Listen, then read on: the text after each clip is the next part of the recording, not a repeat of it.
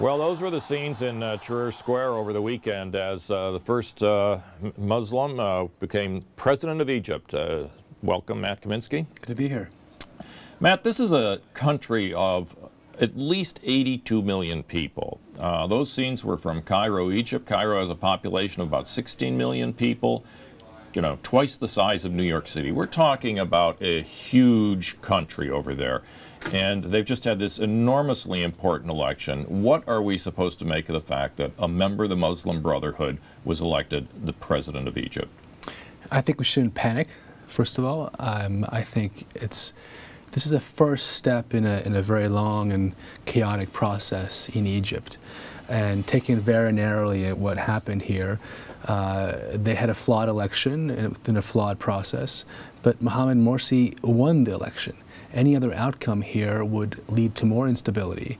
And instead of seeing people celebrate in the streets, you would see people rioting in the streets, thinking that the military has taken the country all the way back to the Mubarak era.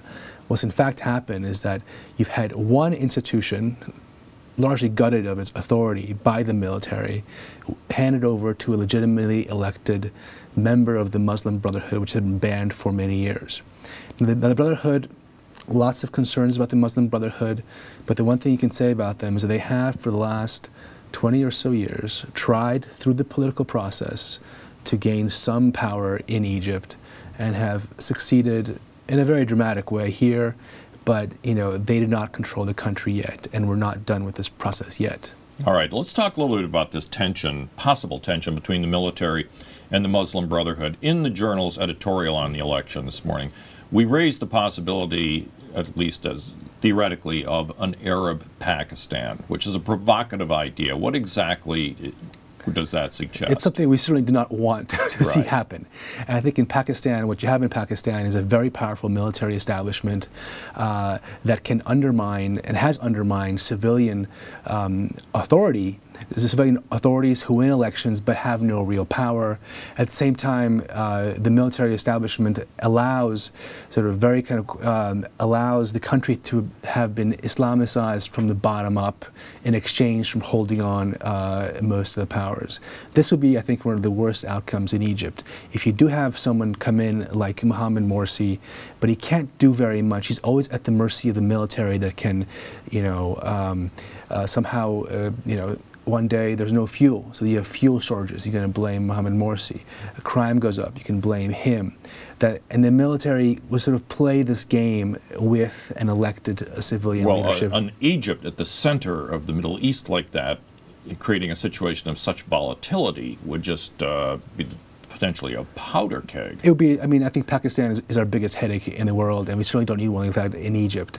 The solution here would be to have an orderly and gradual process where you do have competing institutions come up. The military is one of those players now, but in a more normal system, you would have a real parliament, you have a real judiciary, you're going to have other political parties that will emerge. I mean, one thing to remember that the majority of Egyptians did not want Morsi as their president. They voted for various other candidates, and this was actually a very close election. He won, the guy who lost, Ahmed Shafiq, got 48%, even though he was Mubarak's prime minister, and being associated with Mubarak in any way was not very popular. So you need some time for other forces to develop, but you want it to develop in a more democratic way instead of in a kind of controlled by the military. We've got about 30 quick seconds, Matt. How much time do you think they have to start pulling this together? Well, I mean, well, there's two things. One, the Muslim Brotherhood has to deliver on the economy, which is really their priority. The country's in a mess. They've got to come through and show we know how to govern. On the other hand, the military has to move forward gradually and orderly in a process to set in place a real transition to democracy in Egypt. Yeah.